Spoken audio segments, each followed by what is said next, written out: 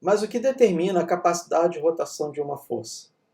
No desenho, a barra é suspensa por um pivô, conectado em um ponto descentralizado, e a barra fica livre para girar em torno deste ponto.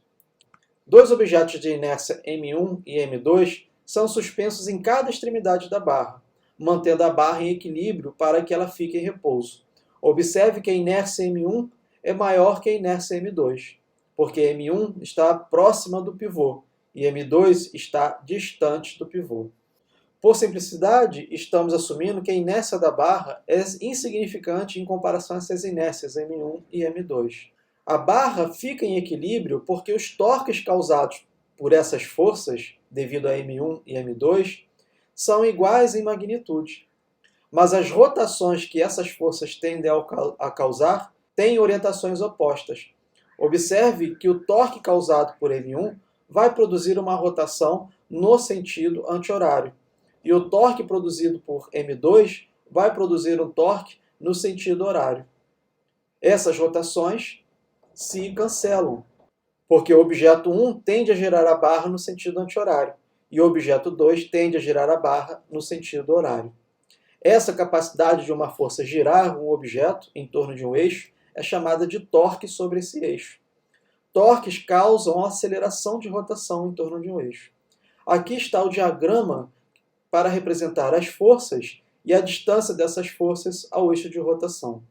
Observe nesse exemplo que a distância ao eixo de rotação é perpendicular à força aplicada. As magnitudes das duas forças que causam esses torques iguais, em orientações opostas, não são elas mesmas iguais. Observe que a magnitude da força F1 é maior que a magnitude da força F2, enquanto a distância ao eixo de rotação, R1, é menor que R2. A barra fica equilibrada quando o produto distância vezes a força em 1 é igual ao produto da distância vezes a força em 2. As distâncias R1 e R2 são perpendiculares à linha de ação da força e são chamadas de braço de alavanca. Note na figura, R1 é um vetor que parte do pivô à linha de ação da força e é perpendicular a F1. R2 é um vetor que passa do pivô à linha de ação da força e é perpendicular a F2. São essas grandezas que vão definir a nossa expressão do torque. O torque determina a capacidade de rotação de um objeto por uma força aplicada em relação a algum eixo. Quando os torques são iguais em magnitude, a barra fica equilibrada e, portanto, a soma dos torques é igual a zero.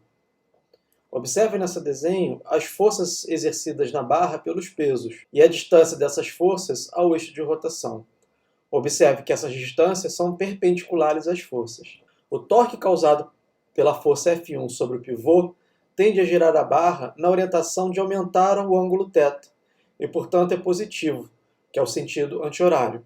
Esta é a convenção que nós vamos adotar. Quero dizer que o produto da distância pela força é maior que zero quando produz rotações no sentido anti-horário. O torque causado pela força F2 sobre o pivô tende a girar a barra na orientação da diminuição do ângulo, e, portanto, é negativo, isto é, o sentido horário. Assim, o produto da distância pela força é negativo quando a rotação se dá no sentido horário. Então, resumindo o que nós vimos até agora, a barra não está girando sobre nenhum ponto, e, portanto, a soma dos torques deve ser zero sobre qualquer ponto. Para um objeto estacionário, a soma dos torques é igual a zero. Podemos escolher qualquer ponto de referência que possamos preferir para calcular os torques. Vale a pena escolher um ponto de referência que simplifique o cálculo.